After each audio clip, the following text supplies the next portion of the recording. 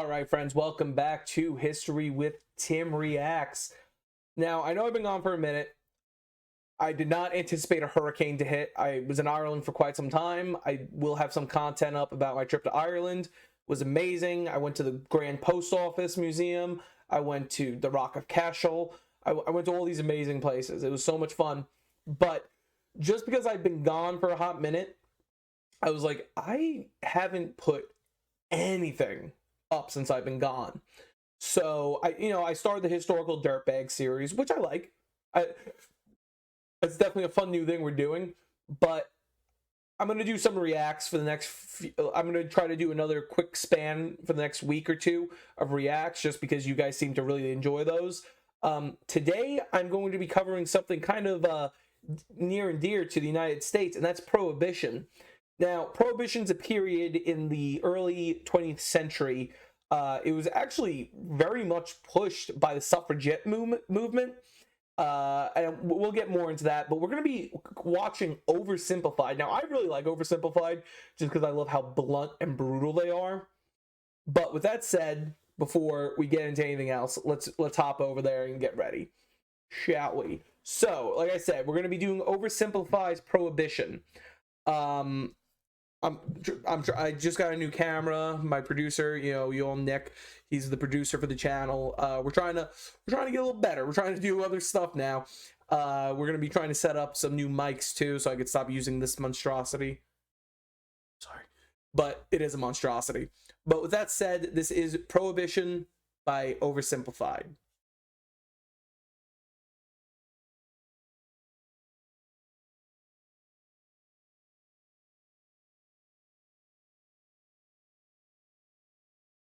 And also, limited edition Al Capone pins on sale now. Get them quick before they sell out. Link in the description down below. Good morning, honey. What's for breakfast? The usual. 2 caskets of rum, a mug of hard cider, and a full bottle of wine. Oh boy! Oh, I'm running late. I'll have to take it with me. Don't forget your lunch. It's a 6-pack of beer, a flask of whiskey, 6 shots of tequila, and as a special treat, a banana. Aw, gee whiz. I'm gonna be smashed today. Enjoy your day of operating sharp, dangerous farm equipment. I can't believe this is an acceptable way to live. God bless America. Okay. Indeed, God bless America. So, yeah, alcohol actually was a very large part of the American diet, and also kind of in a way the American story. One of the most famous events from our young nation is known as the Whiskey Rebellion. That's when Alexander Hamilton wanted to tax whiskey, of all things. One thing about Americans, we like to drink. And this was it's true though, he drank a lot. It was because the other thing was it was considered healthier. You have to think about this period. You had dysentery, you had all these things that were in the water. Even in England, the reason in major metropolitan cities like London and Dublin and York and Birmingham and places like this, they drank. They didn't really drink water. Water was kind of something, you drank it, but you were going to drink alcohol more. Famously, there was a outbreak, I believe, of cholera in London in the Victorian era, and it was only affecting women and children and people in the clergy, and people were getting confused, like, why are these the only ones getting sick from this? And then they found out that the men that were living in these areas weren't getting sick, and that's because they were drinking beer and they were drinking whiskey and stuff instead of the other stuff. And that's where alcohol plays a very large part in the American story, and that's what makes this such a contentious period in American history. But this is a 33-minute video, so I'm going to try not to stop as much as I usually do. Okay, gotta go.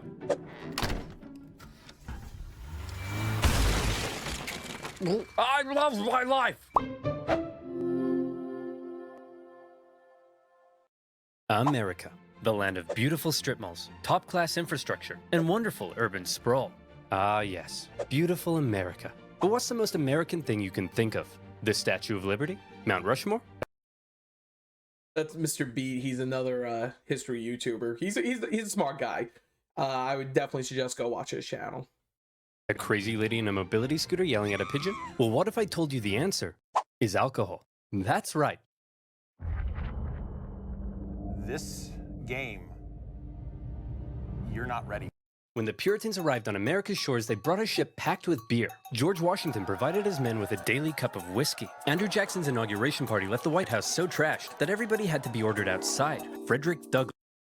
Not only did they have to be ordered outside, they actually called in the army to remove everyone from that party. That's how insane it got. And that's because he did not invite Washington elites. He invited Appalachian frontiersmen.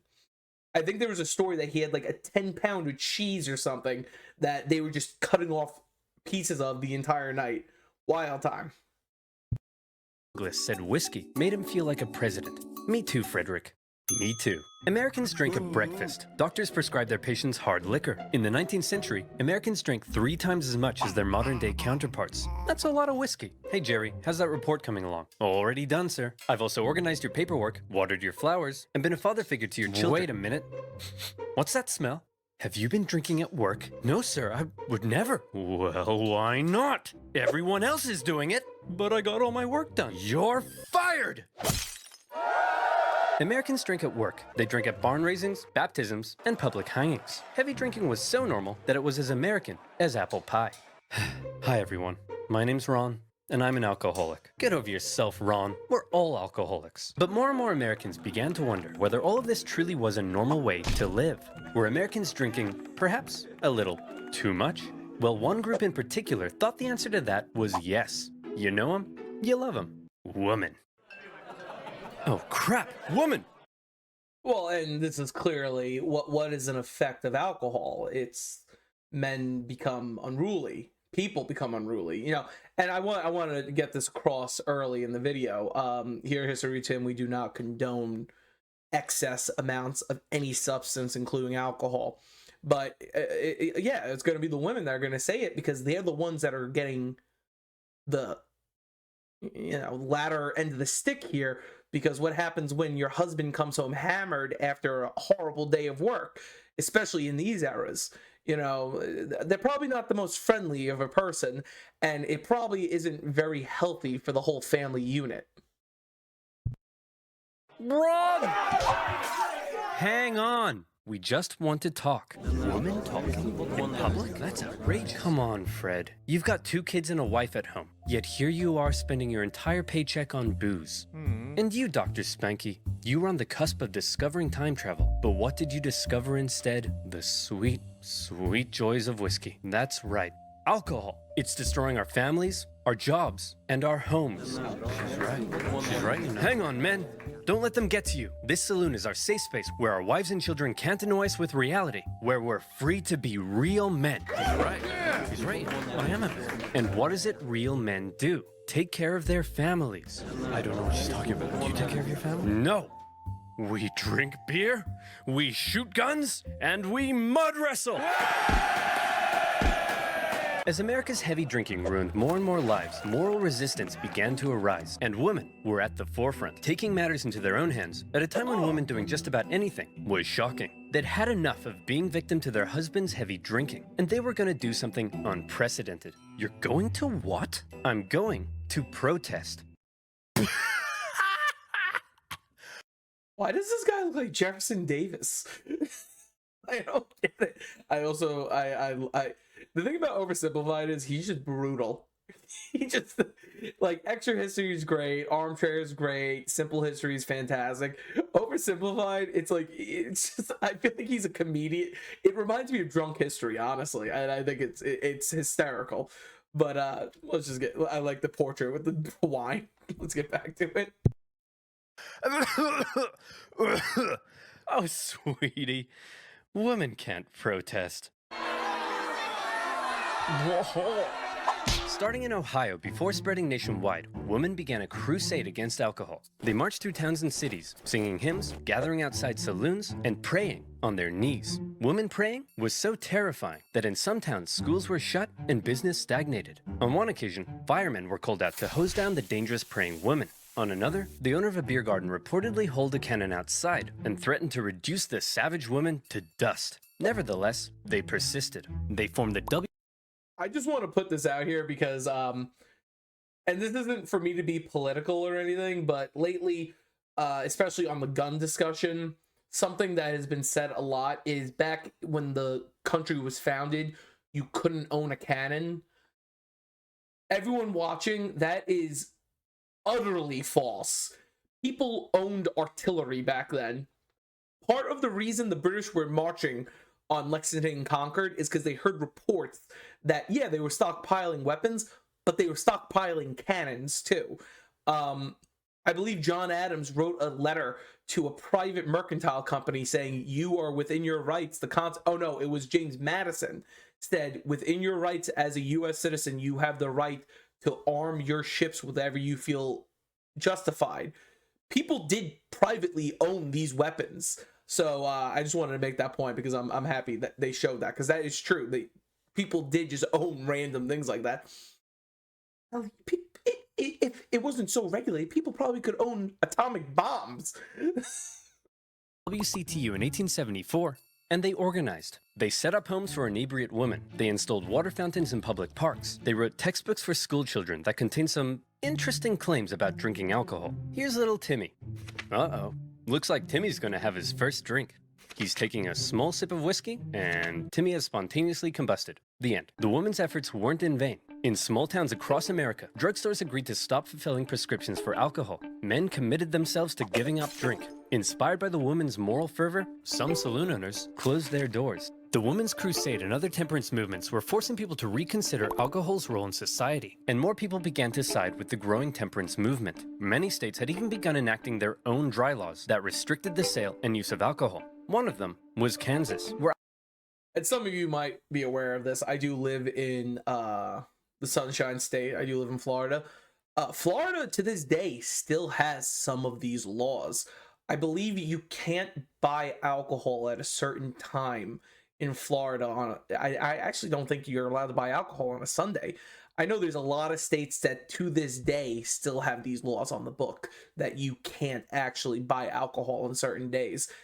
New York, actually, famously, one of the biggest reasons New Yorkers hated Theodore Roosevelt as the police commissioner was because he cracked down on the Sunday alcohol law.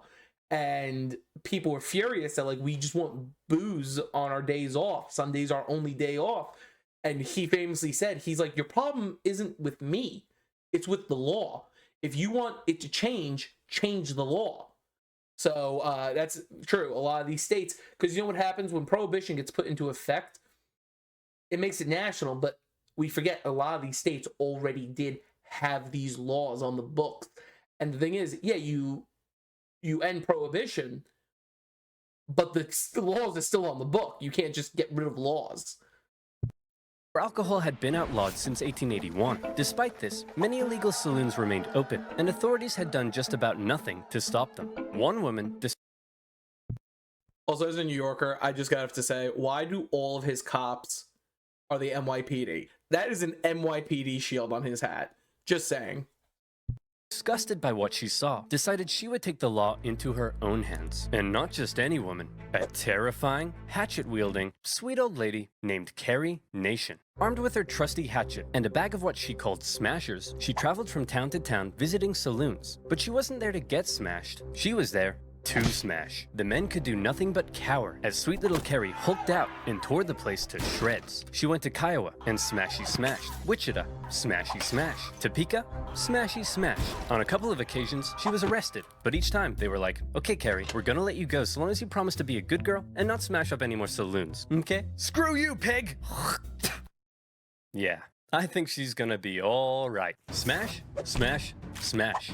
Carrie's tactics shocked the other members of the Women's Christian Temperance Union, but she assured them, and this is a quote, "Ladies, you do not know how much joy you will have until you smash, smash, smash." Carrie became a household name, and she hoped her unusual tactics would spread across the country. But unfortunately, many of the women's movements eventually...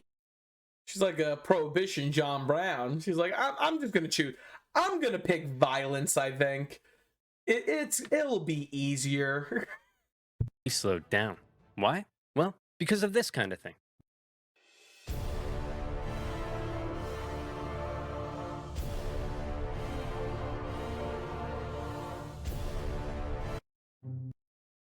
That actually looked really cool. I've heard about that tour. I heard it's a pretty cool tour.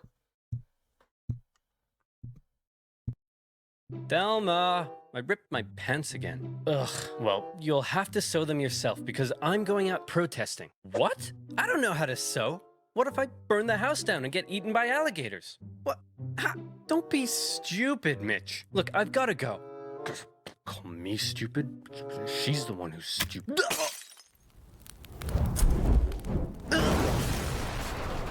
Hey, Thelma! Look who's stupid now! See, while the women were out protesting, there was nobody to do the cooking and cleaning and being seen and not heard, and they gradually had to return to their duties at home. But where the women had got the ball rolling, a new movement was about to take that ball all the way to Washington, D.C. I'm talking about the Anti-Saloon League. The Anti-Saloon League was a political pressure group run by a very sweet-looking old man. But don't let that deceive you. This guy was an evil genius. While the women's movements were interested in a whole range of issues, Wayne Wheeler and the Anti-Saloon League only cared about enemy number one, Mr. Alcohol. And as a result, they were extremely effective. They were able to exploit the fears of the American people. And I mean everyone's fears. Here's how they did it. Hello, sir. Welcome to the Liberal Progressive Rally. Why don't you introduce yourself? Well, I'm Patty, and I'm an immigrant from Ireland. And tell me, Patty, do you drink? Oh yes, I drink a lot. See, folks, people like Patty come here looking for a better life, only to end up drunk in the gutter. Don't worry, sir. We're gonna help you. Hey man, you're doing great. I just need you for one more thing. Hey, Christian conservatives. This is Patty. He's a dirty Catholic Irish immigrant who's come to destroy America with his alcohol-fueled debauchery! Workers were told alcohol was a capitalist ploy to keep them subjugated. Factory owners were told alcohol was making their irresponsible workers lazy. And here we see one of the worst parts of politics. The lobbyist. He was a lobbyist. This is what he's doing. And the thing is, and this is something, people criticized one of the Star Wars movies. I believe it was the Rise of Skywalker. No, The Last Jedi, when there's this scene where they're talking and the female, what was her name? The Rose is like, these guys make money off of war, off the First Order, the bad guys. And then they go to one of these rich people's ship and they open up their like sales records and they find out they sell to the First Order and they sell to the Resistance, the rebels, the people that Princess Leia leads. And this is the truest story ever. You look at some companies like Google, a bunch of other, Google, wow, why am I blanking? Facebook, X, all these companies, they pay to both political parties. I know we have very tense and very polar times right now, but the reality is, if you're a big company in the United States, you lobby both sides. Like, even the National Rifle Association, they lobby conservatives and liberals. A lot of people don't realize that. Even other organizations, like LGBTQT organizations, lobby conservatives and liberals too. It's just how the sausage is made, sadly. It used to not be this way. A great movie that shows how lobbying was kind of looked down on is the movie Lincoln, where Lincoln lobbies the Democrats to vote for the 13th Amendment. Back then, it was considered highly disgusting to be a lobbyist. But this is the era where you see lobbyists coming out and, being a little more publicized, being a little more grandeur, giving big speeches like this, getting both sides on their side and convincing them to vote how they want them to vote. This is probably the era where we start seeing a lot of issues with a lot of the weaknesses, in fact, that Thomas Jefferson himself pointed out would probably arise from our system of government, which it's still probably the best system of government the world has ever seen. The Constitution is one of the greatest documents that have ever existed. It's just like everything, there's flaws, and that's fine that there's flaws. The black community was warned alcohol was hindering its progress, while racists were warned alcohol would turn black men into brutes. In one of the most confusing eras of American politics, totally opposing groups found themselves agreeing on at least one thing: alcohol was bad. The Anti-Saloon League also made great use of propaganda, something prohibitionists have been doing for decades. Take this specimen, for example, that warns what will happen to you if you start drinking. Let's see. First you take a drink, You get a little rowdy. Okay. You make some new friends. Nice. Then you become homeless. You turn to crime. And... But the most effective tactic Wheeler used to force prohibition on America was pressure politics. In any election he could, Wheeler very successfully rounded up support against any politician who was in favor of alcohol. In Ohio alone, he had 70 state representatives and the popular Republican governor ousted from office and replaced with prohibitionists. Suddenly, every politician in America was afraid of Wayne Wheeler. Even those who enjoyed alcohol and Yeah, Wayne Wheeler was a scary guy. He's the proof of what you don't have to be the president or the governor to have power in the United States. He was someone with the sound of his voice. He could destroy you politically. And he was a very scary guy in that way. And that is really one of the reasons Prohibition really does go through.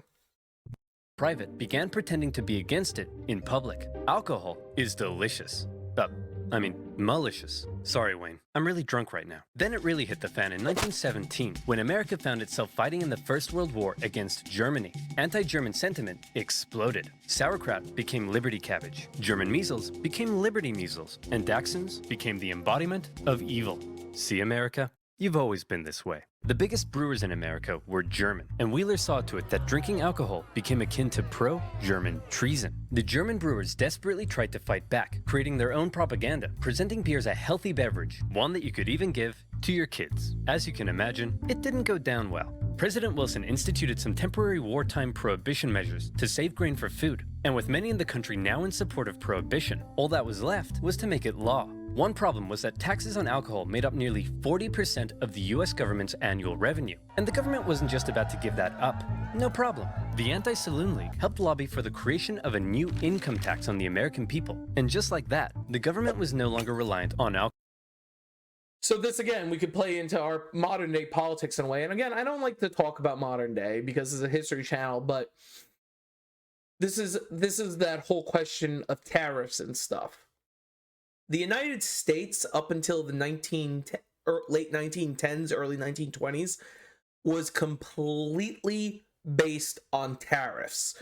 Now, some states might have had income tax, 100%, but the federal government was never supposed to be controlled, was never supposed to be able to institute taxes. There was a provision in the Constitution that said the government could levy taxes in the state of war.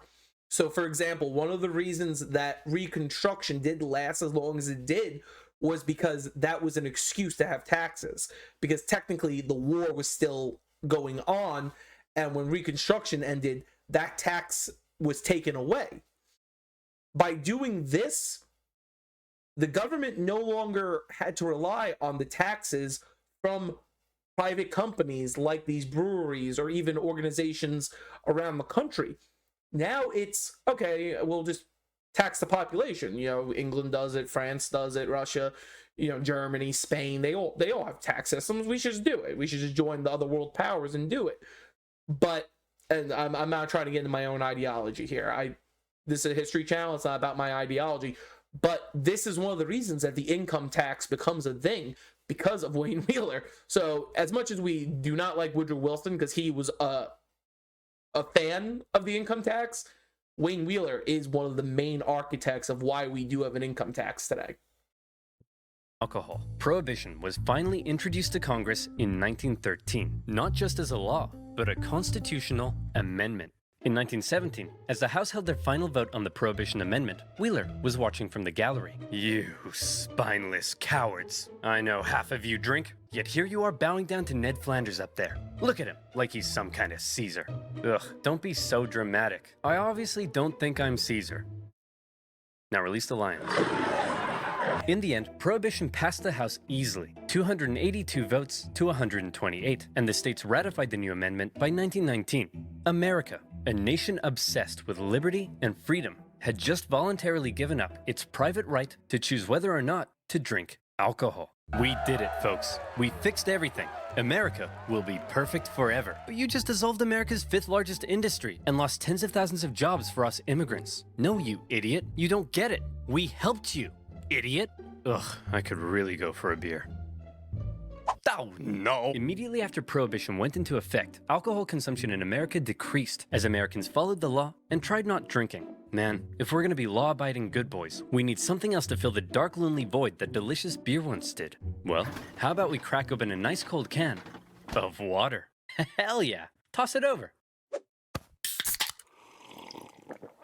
Nah, this isn't doing it for me.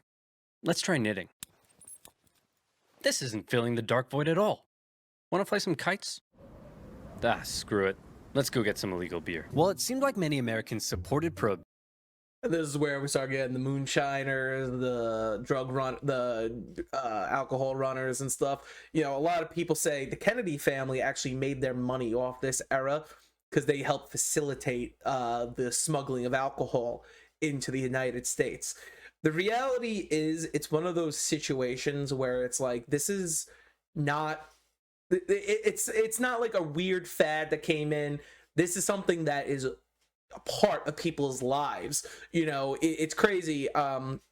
Being from New York, there's something called the Friendship Bridge between Buffalo and Toronto in Canada. And during Prohibition, you know, my father used to tell me, you know, what they used to do is the men in Buffalo, they would sneak across the bridge, pay off the border guards, and they go drinking in Toronto and then just come back across the bridge. And technically, they really weren't really breaking the law because they weren't drinking in the United States. They were drinking in Toronto. But this was such a ill-conceived idea based on a guy who was raised in such a religious home. Wayne Wheeler was a religious zealot. That's what really got him onto it. And he saw the effects of alcohol as a child because his father was an alcoholic. And he thought that the best course forward was a full banning. And that's what happens. But now we're going to be getting in. And I'm going to have to do this in two parts because, like I said, this is a 33-minute video. And if I'm going to keep stopping and doing commentary, we're going to have to take some breaks. Prohibition. After the law went into effect, it seemed like just as many Americans intended to keep on drinking, and they would go on to find a variety of ways to break the new law. Here's a question for you. Do you like breaking the law? Well, shame on you. Or do you like saving money when you shop online? Then you should use Honey. Do you ever shop in store? Of course, you'll be supporting my channel, so thank you. Now, where were we? Oh yeah.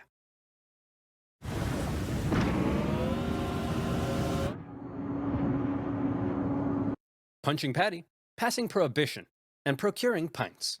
Pretty soon after the new law went into effect, the failures of Prohibition were already beginning to rear their ugly heads. For starters, the details of the new Prohibition law, written by none other than Wayne Wheeler himself, turned out to be more draconian than expected. Many Prohibition supporters only wanted to outlaw hard liquor and hoped beer would remain legal, but the Volstead Act outlawed anything over 0.5%. That would make Liberty Cabbage illegal. Secondly, the new law was full of loopholes that Americans very quickly began. That would make some alcohol treatments illegal, like what you would put on like a cut or something. This is the thing I just said about Wayne Wheeler. He was as draconian as they could come. Like you said, he came off like this sweet old man, but he wasn't. He had his worldview, and he thought everyone had to look at the world through his worldview. And, you know, the Volstead Act really solidified that for people, and that's where you start seeing, you know, the Italian mob, the Irish mob, they all start rising. Began to exploit. For example, while the sale and manufacture of liquor was illegal, drinking it wasn't. And you could also keep any alcohol you had before the law went into effect. So many private clubs hoarded huge amounts of alcohol that saw them through the entire Prohibition period. Whiskey intended for medicinal purposes was also allowed, and doctors basically became bartenders. It looked as though a full-on epidemic had broken out, as there was a sudden surge in prescriptions for whiskey. Sacramental wines used by churches and synagogues were also permitted. Orders for communion wine suspiciously skyrocketed by millions of gallons. And This, you know, it's funny because Wayne Wheeler also saw that as a victory, that people were going to church again. You know, people were going to synagogue. They were doing all these things. Certain non-denominational Christian churches in America suddenly had a wine ceremony, which if you look at the sacramental wine, that's a very Catholic thing, and a lot of these Western and Southern churches suddenly were having wine as part of their church. It's because it was allowed. It was part of the ceremony. So they were finding all these different ways to still get booze. As rabbis had access to religious wine, suddenly everyone was becoming a rabbi. You had Rabbi Pat O'Leary, Rabbi LL Cool J, Rabbi Fluffy. But don't worry, I'm sure all these definitely legitimate religious figures couldn't possibly be selling wine in the back alley after Mass. Yep, definitely nothing strange going on here. New products also hit the shelves in stores, such as Vine Glow, a brick of dehydrated grape juice, itself not alcoholic, and therefore perfectly legal. But the packaging did contain a strangely specific warning. After dissolving the brick in a gallon of water, do not place the liquid in a jug in the cupboard for 20 days, because then it would turn into wine. I'll take 1,000. Yes, sir. Now, at this point, I want you to think back for me, if you will, to the year 2005. You're the coolest kid around, and you convince your parents to rent the greatest movie of all time from your local Blockbuster. But the movie starts with a strange message. Something about not downloading a car? You immediately disregard that and hop on Kazaa to download the greatest song of all time, and in the process, drain your dad's bank account with copious amounts of ransomware. You were breaking the law, you bad boy or girl, but did anyone come to arrest you? No. That's my point. If no one's enforcing a law, while everyone's breaking it, is it really a law? And so it was with Prohibition. See, the conservative-led governments of the decade were also the kind of people who believed in small government spending. So they'd passed a law that would be extremely difficult to enforce, but also didn't want to spend any of the money required to enforce it. The newly created Bureau of Prohibition.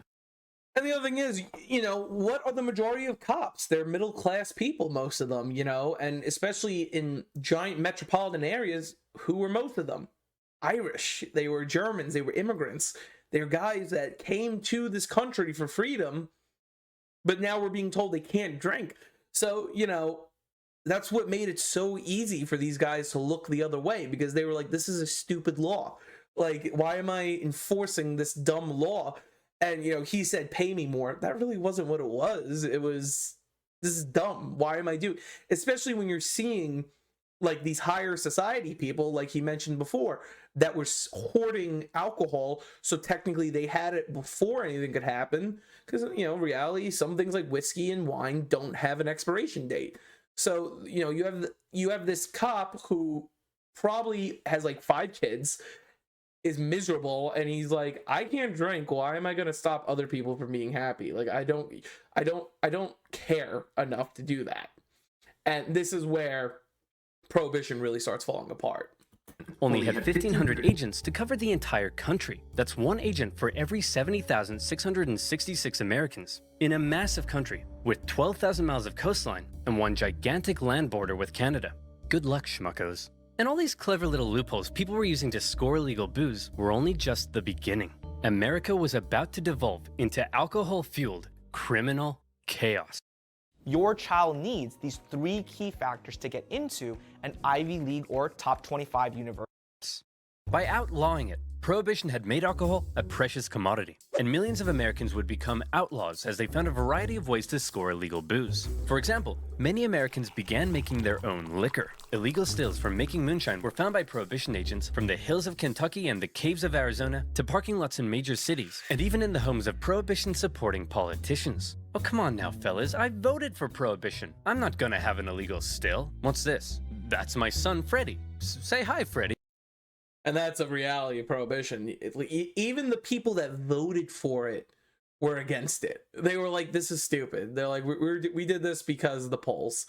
And that's why sometimes polls are a terrible thing, because the people answering it obviously care about the situation, but also you need to really think about how many people do really care about the situation. So you have all Appalachia making moonshine, you have all the Midwest, you have everyone, the bathtub booze, some situations in major cities where people would distill alcohol in their bathtubs. It was a terrible situation, and you had these FBI agents who were now walking around. Well, they technically, I think, were Prohibition agents. They were Treasury agents under the Prohibition Department, but they're walking around busting all these people, and the public's kind of looking at like this is stupid. Why are you doing this? Sir, this is obviously an illegal still. How dare you? Hey, what's this in the bathtub? That's bath water. Why does it taste like alcohol? Here's a better I did not finish this. I didn't think they were going to show the bathtubs. question. Why are you tasting my bathwater? Weirdo. Come on, Freddy. Let's get away from these perverts. To discourage moonshining, the government began adding extra toxins to many of the products moonshiners were using, which resulted in many cases of severe illness and death. But alcohol wasn't just being made at home. Along America's vast coastlines, rum runners smuggled alcohol into the country by sea. A floating supermarket known as Rum Row extended along the east coast just beyond America's maritime limit, and bootleggers frequently sailed out in small boats to pick up shipments of booze. These bootleggers could then be found selling their illegal products everywhere, even in the halls of Congress.